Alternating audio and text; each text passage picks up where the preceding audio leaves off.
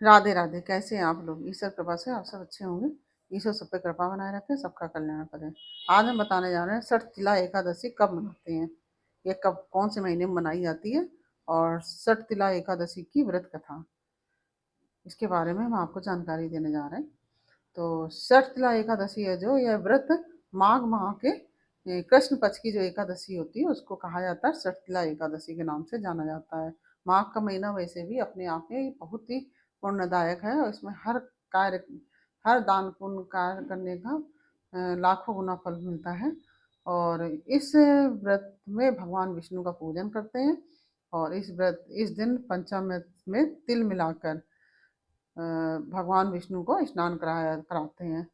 और कहा जाता है कि जो मनुष्य जितने तिलों का दान करता है वह उतने सहस्त्र वर्ष, उतने 100 वर्ष स्वर्ग में वास करता है। इसलिए यह व्रत विधि पूर्वक भजन कीर्तन करते हुए भगवान विष्णु का पूजन करना चाहिए और कथा सुननी चाहिए। और सुबह प्रातः स्नान आदि करके व्रत का संकल्प लेके आप विष्णु भगवान को पंचामृत में तिल डालकर स्नान कराएं, और तिलों का दान भी करें।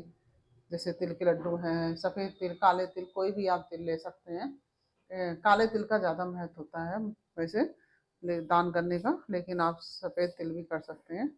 तो इसमें आप इस तरह से करें और व्रत रहें। इसमें भोजन नहीं किया जाता, अन्न ग्रहण नहीं किया जाता है। तो अब और इसके बाद आप कथा सुने, कथा अवश्य सुनिए। कथा के बाद आरती कीजिए, आरती अवश्य करनी चाहिए।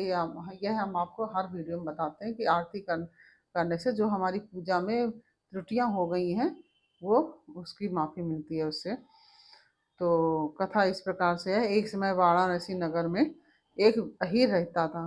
वह बहुत ही दीन अवस्था में अपने बाल बच्चों का साथ बच्चों के साथ बाल बच्चों के साथ रहता था, और कभी कभी अपनी गरीबी के कारण वह भूखा भी सो जाता था। उसके पास इतना भी नहीं होता था कि वो कुछ भोजन आदि कर सके।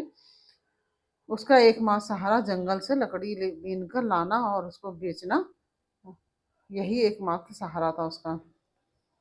जिस दिन लकड़ी नहीं मिलती उस दिन वह भूखा ही रह जाता है। और एक दिन उसको एक साहूकार के यहाँ लकड़ी पहुंचाने का काम मिला। तो वहां जाकर देखता है कि उत्सव जैसा माहौल है। अचानक वह साहूकार से पूछ लेता है कि बाबूजी, तुम्हारे यहाँ किसका उत्सव हो रहा है? तो साहूकार कहता है कि यह सठतिला एकादशी के व्रत की तैयारी हो रही है। जो सठतिला एकादशी है उसके व्रत पूजन की तैयारी हो रही है। इसे करने से पाप, रोग, हत्या, चोरी जैसे बंधनों से मुक्ति मिलती है, और धन पुत्र आदि की प्राप्ति होती है। सेठ की बातें सुनकर अहीर अहीर को से मिले पैसे, जो अहीर को पैसे मिले थे, सेठ की बातें सुनकर उसने उन पैसों से पूजा का सामान लाया और एकादशी का विधि पूर्वक व्रत और पूजन किया। जो सेठ के यहाँ से उसको पैसे मिले थे उसी से वह पूजन का सामान लाया, और व्रत और पूजा मतलब उसने पूजा की विधि पूर्वक से।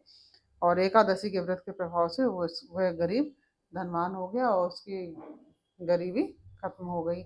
और यह व्रत बहुत ही पुण्यदायक होता है, पापों का नाश करने वाला होता है, हत्या चोरी जैसे बंधनों से मुक्ति भी दिलाता है, और धन पुत्र आदि की प्राप्ति भी कराता है। यह व्रत अपने आप में बहुत ही पुण्यदायक है। वैसे तो हर एकादशी का अपने आप में बहुत पुण्य होता है, लेकिन सठतिला एकादशी का भी पुण्य कोई कम नहीं है। इसका भी बहुत बड़ा पुण्य होता है। इसमें तिल दान करने का तो बहुत ही करोड़ों गुना पुण्य होता है, और इसमें सभी को इस तरह से व्रत करना चाहिए, पूजन करना चाहिए। और यह जानकारी आपको कैसी लगी?